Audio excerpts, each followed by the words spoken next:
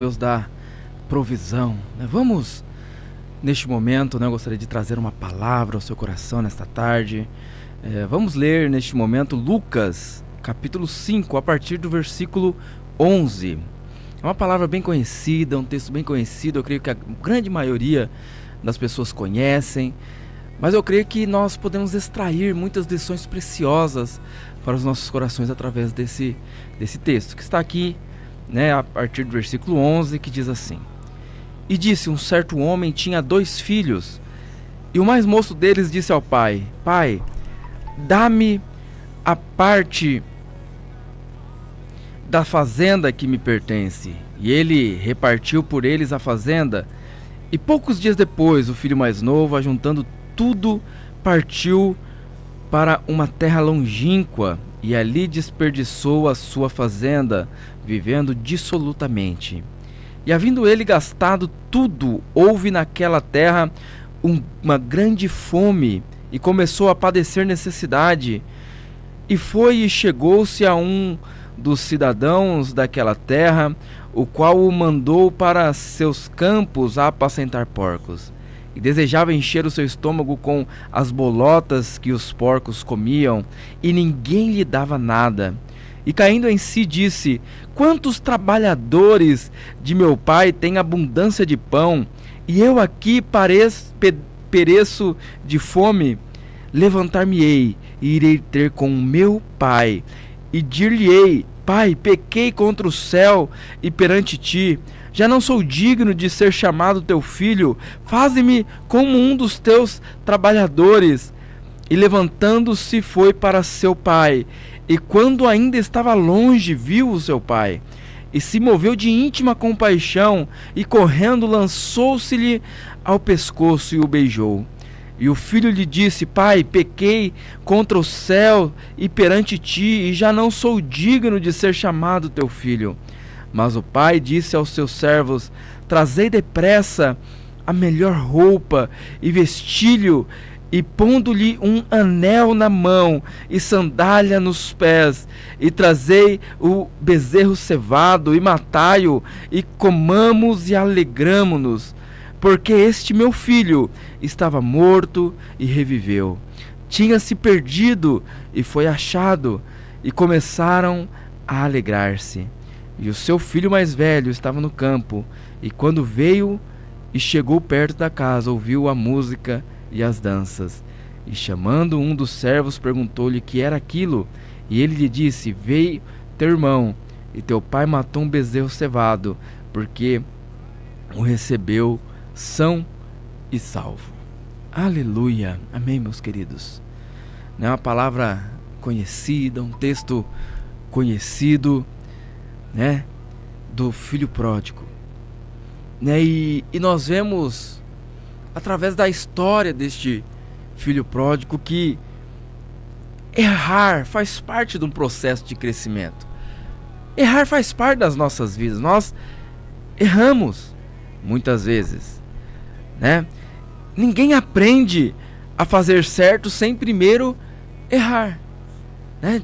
Normalmente nós aprendemos com os nossos erros. Nós fazemos uma vez, outra vez, e aprendemos com os nossos erros, e vamos nos aperfeiçoando, né? Aquele que diz que nunca cometeu um erro é mentiroso, como diz ali em 1 João 1,10, né? A pessoa chegar e falar: eu nunca errei, ela é mentirosa, porque isso é algo quase que impossível. Todos nós já erramos em algum momento da nossa vida, já falhamos em algum momento na nossa vida. Agora, o que eu gostaria de frisar bem nesta tarde é que o problema não é errar. O problema não é que às vezes nós erramos. O problema maior é que fazemos depois que nós erramos.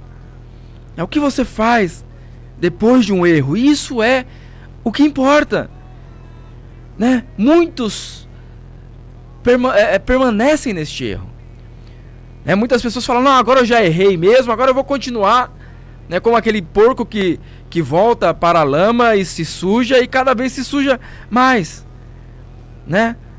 Outros dão desculpa para o erro: não, eu errei, mas a culpa não é minha, a culpa é do fulano, a culpa é do ciclano, né? Eu não tenho culpa nenhuma deste erro, né? Então muitas vezes nós damos desculpas para os erros.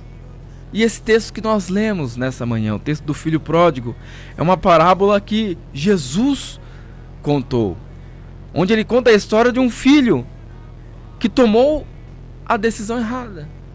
Ele falou: pai, separa, eu quero minha parte da herança. O pai foi, separou, pegou a parte dele, deu para ele. Ele pegou tudo aquilo na mão e falou: vou embora, vou viver a minha vida, vou viver os prazeres que esse mundo pode proporcionar, né? Vou ver, vou aprender com o mundo, vou ver como é esse mundo. Então ele escolheu dessa forma, né? Só que nós vemos ao decorrer dessa história, desta parábola, que foi uma decisão errada, né? Eu creio que ele viveu muito bem no primeiro tempo ali, viveu muitas coisas boas, só que logo acabou o dinheiro, logo veio uma escassez naquela terra, e ele foi trabalhar apacentando porcos, e ele desejou comer até mesmo a comida dos porcos, as bolotas dos porcos.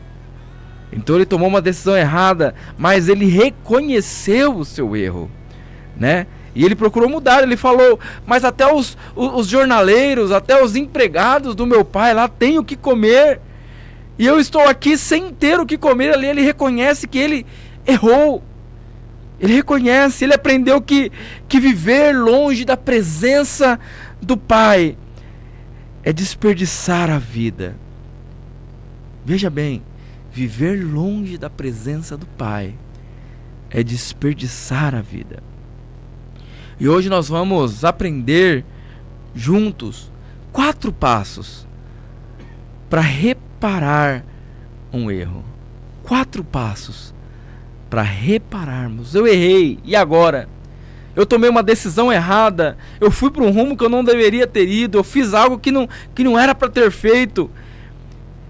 Até aí, ok, você errou, mas o que vai valer, como eu já estava dizendo, é o que você vai fazer a partir do momento que você errou, né? E nós vemos que o primeiro passo é admitir o erro. No versículo 17 ali do texto que nós lemos, diz: então, caindo em si.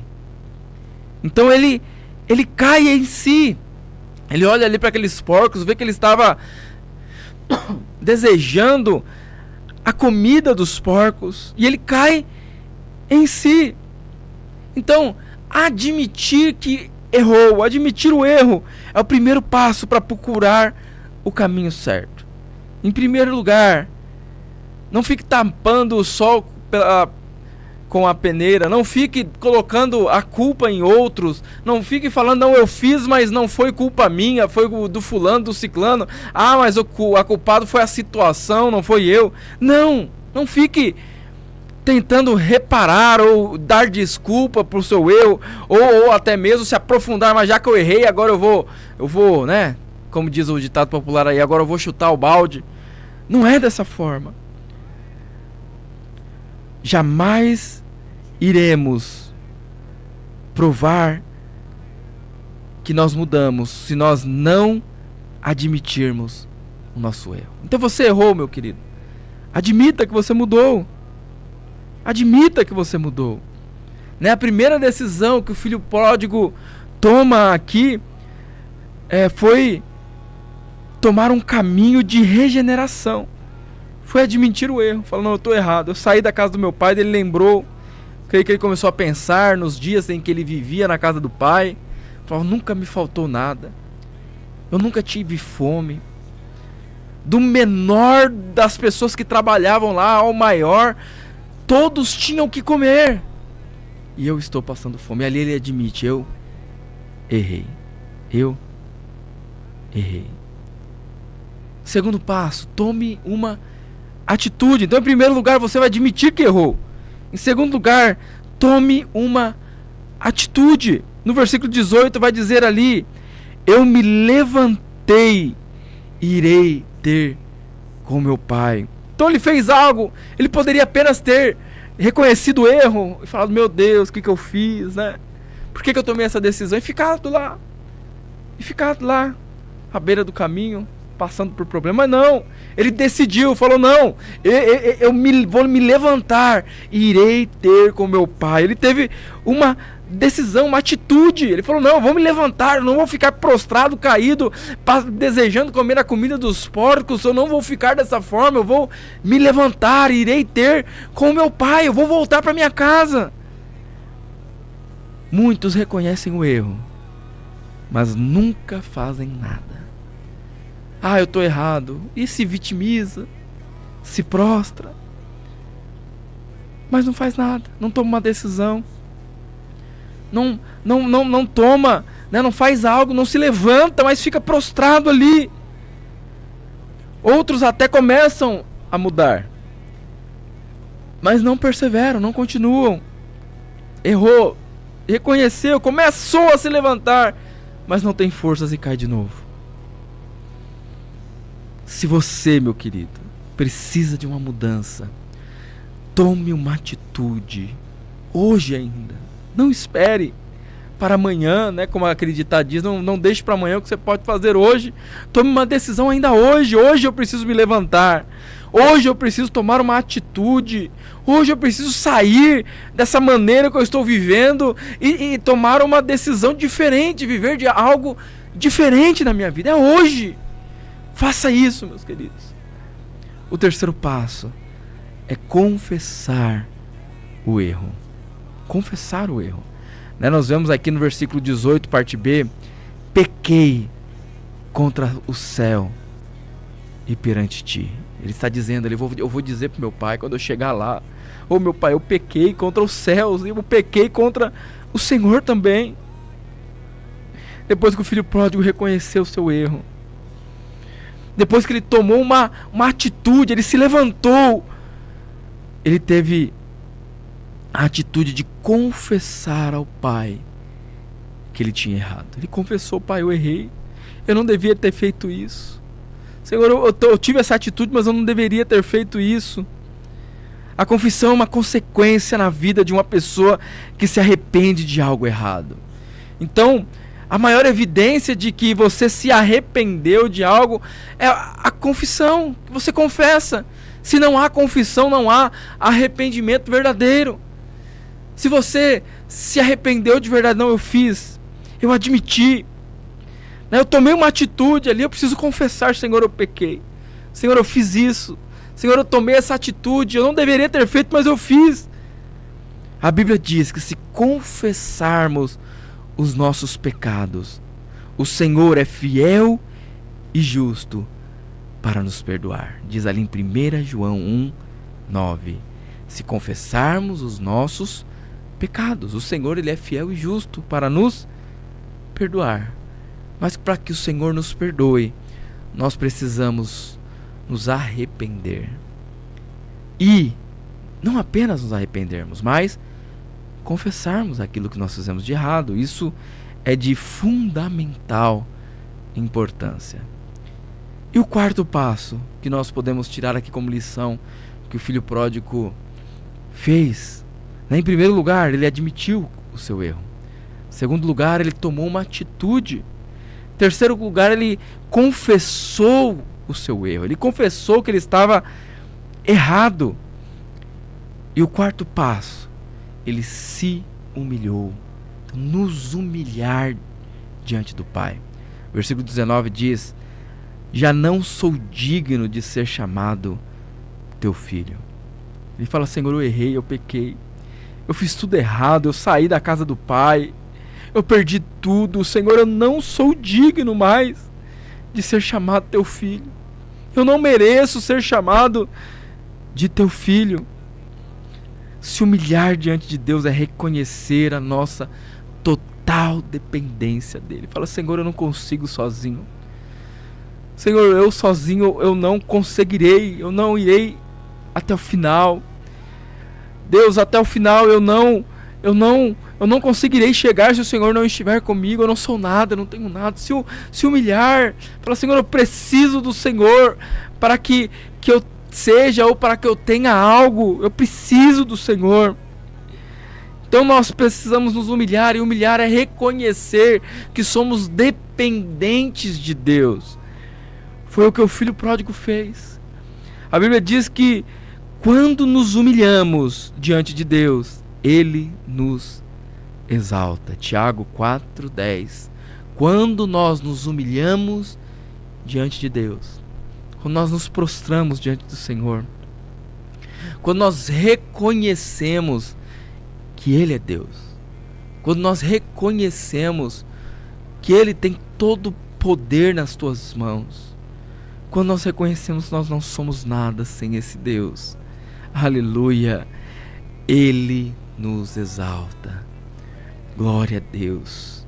Ele nos exalta se nós nos humilharmos. Por isso que nós falamos que o levantar é de Deus. O cair é do homem, mas o levantar é de Deus. É Ele quem nos levanta nas situações que passamos, nos erros que cometemos. O Senhor sempre está ao nosso lado e Ele nos levanta, Ele nos toma em seus braços, Ele nos protege com as suas fortes asas, Ele está conosco em todos os momentos, Ele não nos desampara. Mesmo em momentos que achamos que estamos sozinhos, nós não estamos sozinhos, o Senhor está ao nosso lado.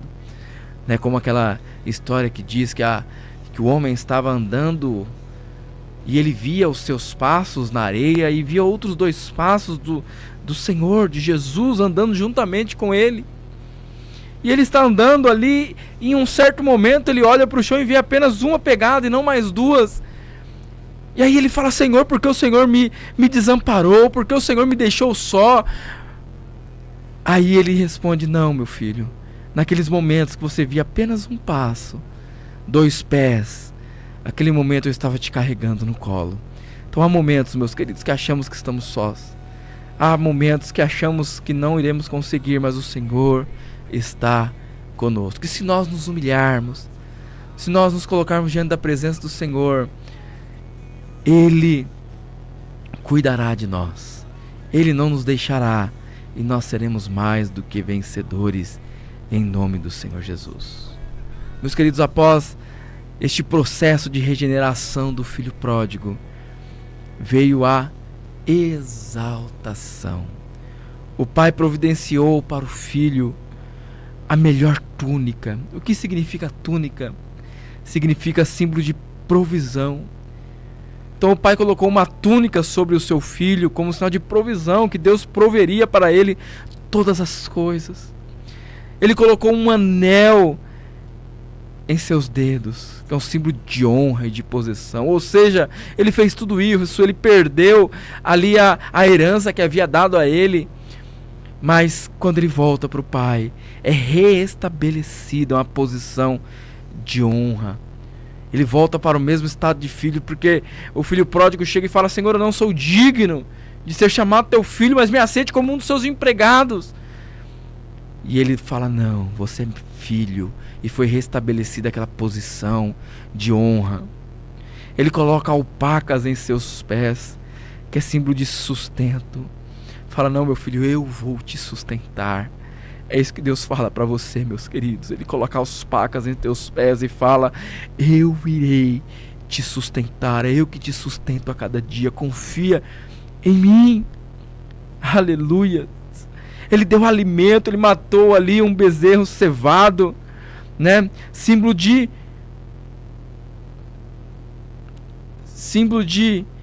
cobertura. Alpacas nos seus pés é símbolo de cobertura espiritual. E o alimento, aquilo que ele comeu, é o símbolo de sustento.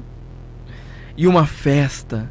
O que simboliza a festa? A festa simboliza alegria. Houve alegria na casa do pai quando o filho se arrependeu e voltou para o seio da sua família. Isto é o Deus. Isso é o que Deus tem preparado para nós. Deus tem preparado para nós, né, uma túnica como sinal de provisão, um anel como símbolo de honra e de posição, alpacas como símbolo de cobertura espiritual, alimento como símbolo de sustento. e uma festa como símbolo de alegria. Isto é o que Deus tem reservado para os seus filhos, mesmo aqueles que erraram, mas que reconheceram que estavam errados, que se levantaram, tomaram uma posição e voltaram para a casa do Pai. Aleluia! Para todos aqueles que se arrependeram, o Senhor tem algo sobrenatural para realizar. Meu querido, às vezes você pode falar assim: nós sabemos que o inimigo, ele nos acusa. Na Bíblia vai dizer que ele é o acusador. O inimigo, ele nos acusa de todas as formas. Ele é o acusador, por isso ele vai dizer: não, você fez aquilo, você não é merecedor. Você errou, você caiu daquela forma, você não é digno. E o inimigo vai colocar isso na sua mente. Ele vai te acusar, vai falar: você não pode.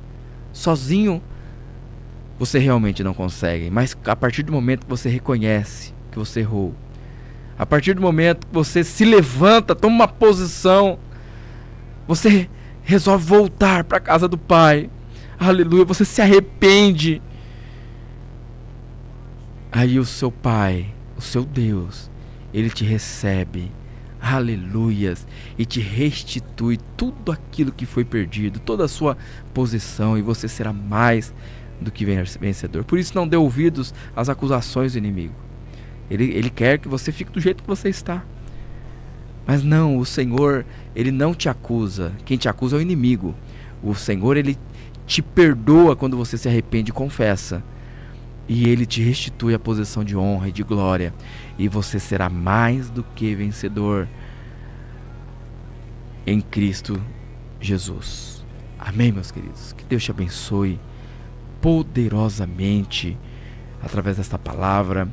Eu irei neste momento colocar uma canção para nós ouvirmos, e logo após eu voltarei para orar para a sua vida, em nome do Senhor Jesus.